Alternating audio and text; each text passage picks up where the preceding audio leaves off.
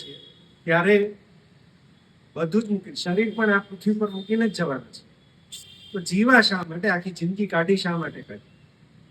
સંપત્તિ ભેગી કરી મારા દીકરા માટે. દીકરો જેવું તમે છોડીને ગયા, દીકરાના હાથમાં તંત્ર આવ્યું, દીકરાએ એને સંવર્ધન કર્યું, તો તમને શું ફરક પડ્યો? દીકરાએ એને ગુમાવ્યું તો તમને શું ફરક પડ્યો? તમે તો જતા ગયા. બરાબર? તો આપણે શા માટે જીવવા? શું જાણીએ છીએ? નથી જાણતા. તો રિયલી જીવન છે તો દુઃખ છે. દુઃખ વગરનું જીવન જ નથી. જ્યારે સુખમાં છીએ ત્યારે આપણે માનવા તૈયાર નથી, અને દુઃખ આવે છે ત્યારે આપણે દુઃખમાં ડૂબી જઈએ છીએ. રિયલી સમજવાની જરૂર એ છે કે ન સુખમાં ઉછળીએ ન દુઃખમાં ડૂબી જઈએ. કેટલું મનને બેલેન્સ કરી શકીએ અને કેટલી ઉત્તમ અવસ્થાએ આપણે પહોંચી શકીએ. અલ્ટિમેટ લક્ષ્ય તો માણસનું મુક્તિ છે. છેલ્લું લક્ષ્ય ભલે આ જન્મે મળે, બીજા જન્મે, કોઈ જન્મે મળે. આપણી પરંપરાઓ જન્મની માને છે, કેટલીક પરંપરાઓ જન્મની માનતી નથી. પણ ઉત્તમ અવસ્થાએ જવાય છે.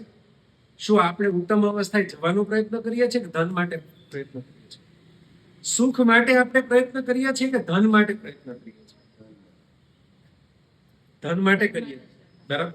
સુખ માટે તો આપણે મહેનત કરતા નથી. વાસ્તવિકતા શું છે? સુખ માટે મહેનત કરવી જોઈએ કે ધન માટે કરવી? પણ સુખની ધન આવતા પણ સુખ તો મેળવી જ નથી શકતા. જે ધન આવતા સુખ મેળવી નથી શકતા.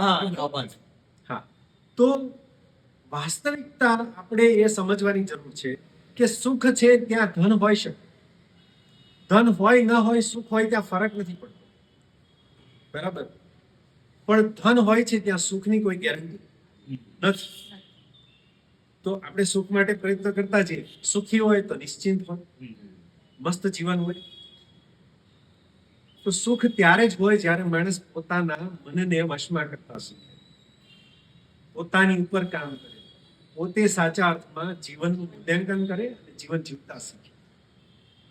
જો જીવન જીવતા ન શીખીએ તો છેલ્લે દુઃખ જ ભેગું થાય, દુઃખ જ ભેગું થાય, દુઃખ જ ભેગું થાય. તો સુખને માર્ગે ચાલો. સુખને માર્ગે ચાલવા માટે મનોનિગ્રહ કરવો. મનની અંદર જે કાંઈ પણ આરો અવરો આવે છે એને ઓબ્ઝર્વ કરવા, જોવા, અને એની ઉપર આપણો કંટ્રોલ આવી જાય. મન એવું ઉછળે નહીં, મન એવું દુઃખમાં ડૂબે નહીં, અને બિલકુલ શાંત રહી શકે. આપણા કાર્યમાં, આપણા કથામાં આપણું મન રહે. એ જો આપણે શીખી લઈએ તો આપણું જીવન સાર્થક છે.